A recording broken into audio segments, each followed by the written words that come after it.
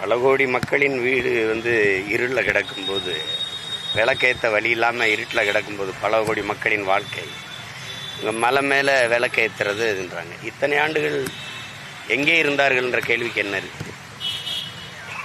மலை இருக்கிற இடம்லாம் விளக்கேற்றணும்னா, ஒருவேளை இந்த மலையை கற்குவாரி ஆக்கிட்டா உத்தரவு கொடுத்தா போராட வருவாங்களான்னு தெரியல. பக்கத்தில் இருக்க மலையெல்லாம் குவாரின்னு வெட்டி ஏற்றும் போது வாய மூடிட்டு இருக்கிறவங்க இந்த மலை மேலே திடீர்னு விளக்கேற்றுவார். இன்றைக்கி தான் முருகன் கண்ணுக்கு தெரியுதா? முருகன் நேற்று தோன்றிய இறையா? இத்தனை நாள் எங்கே இருந்தாங்க? போன ஆண்டு இந்த விளக்கு ஏற்ற வரல, அதுக்கு முந்தின ஆண்டு ஏற்ற வரல. ஏன்னா 2 மாதத்துல தேர்தல் வருது இல்லையா? இந்த செயல் எப்போவுமே இவங்களுடைய சிந்தனை ஒருங்கிணைந்த ஒரு சமூகத்தை உருவாக்குவதில்லை. அதை பிரித்து சிதைச்சு தங்களுக்கான அதிகாரத்தை நிறுவுவதான் இவங்களுடைய கோட்பாடு. அதை இந்த நிலத்திலையும் நிறுவ நினைக்கிறாங்க. அரசுடைய கவனக்குறைவு, அரசுடைய இவங்களுக்கு தெரியாமையா இவ்வளவு நடக்குது. அவங்க நினைச்சிருந்தா இதையெல்லாம் எப்போவோ தடுத்துருக்கலாம்.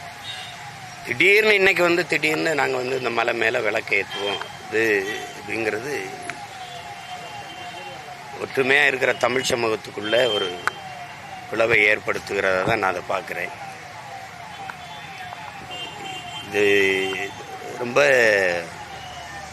தமிழர்களுக்கு இறை வழிபாட்டை சொல்லிக் கொடுக்கறதுக்கு வர்றது தான் சிரிப்பாக இருக்குது. எங்களுக்கு எப்படி சாமி முன்னே எப்படி விளக்கேற்றணும், கடவுளை கடன் கொடுத்த ஒரு இனத்துக்கிட்ட எப்படி வழிபடணும், எப்படி இது பண்ணணுங்கிறத வேடிக்கையாக இருக்கு.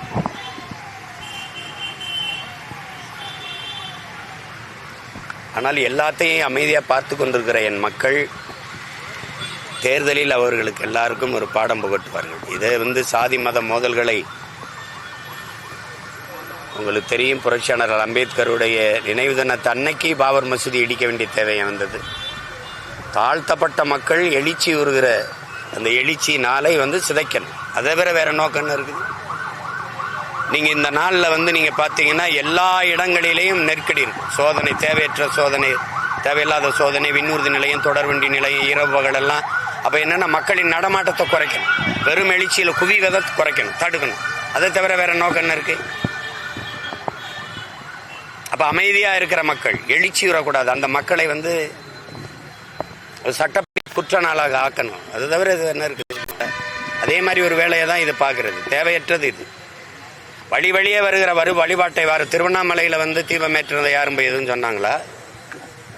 யாரும் சொன்னாங்களா? வழியே வர்ற மரபை போற்றுகிறாங்க. இந்த மக்கள் எல்லாரும் கொண்டாடுறாங்க. திடீர்னு ஒருத்தர் நான் போராடுவேன், அதுக்கு மாண்புமிக்க நீதி இப்படி ஒரு தீர்ப்பை கொடுத்து போய் ஏற்றுங்கள்னு சொல்றது எப்படி? ஒரு அமைதியாக இருக்கிற சமூகத்தை குலைக்கிறதுக்கான முயற்சியை மதிப்புமிக்க மாண்புமிக்க நீதி செய்கிறதா வருத்தமாக இருக்குது.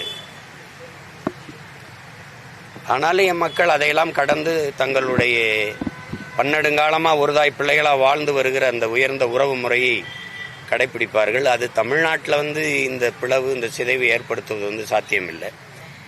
ஏற்கனவே இதை நடந்திருக்கு, உங்களுக்கு தெரியும். கன்னியாகுமரியில் ஒரே சமூகத்தில் இருக்கிறவங்களை இந்து கிறிஸ்தவர் என்று பிரித்து போட்டது. மற்றபடி இங்கே இந்து இஸ்லாம் என்று பிரித்து போட்டது. தமிழ் தேசிய இன மக்களின் ஓர்மையில் பெரிய எதிரியாக இருக்கிறது சாதி மதம் தான், இந்த உணர்ச்சி தான். அப்போ அதை வீழ்த்தி மேலெழ வேண்டிய தேவை புரட்சியாளர் அண்ணல் அம்பேத்கரில் மான தமிழ் பிள்ளைகள் ஒவ்வொருவரும் உறுதியேற்க வேண்டிய ஒரு தேவை உருவாகி இருக்குன்னு தான் நான் நினைக்கிறேன். அதை இனிவரும் தலைமுறையினர் இந்த சாதி மத சகதி அதுக்குள் சிக்கி மூழ்காமல் மேலெழுந்து ஒரு தமிழின ஓர்மையை கடைபிடித்து பிறப்பின் அடிப்படையில் எல்லோரும் ஒன்று, பிறப்பு ஒக்கும் எல்லாரும் உயிருக்கும் என்று போதித்த மறையனுடைய பிள்ளைகள் நாம். செய்திகளை உடனுக்குடனும் துல்லியமாகவும் தெரிந்து கொள்ள சப்ஸ்கிரைப் பண்ணுங்க.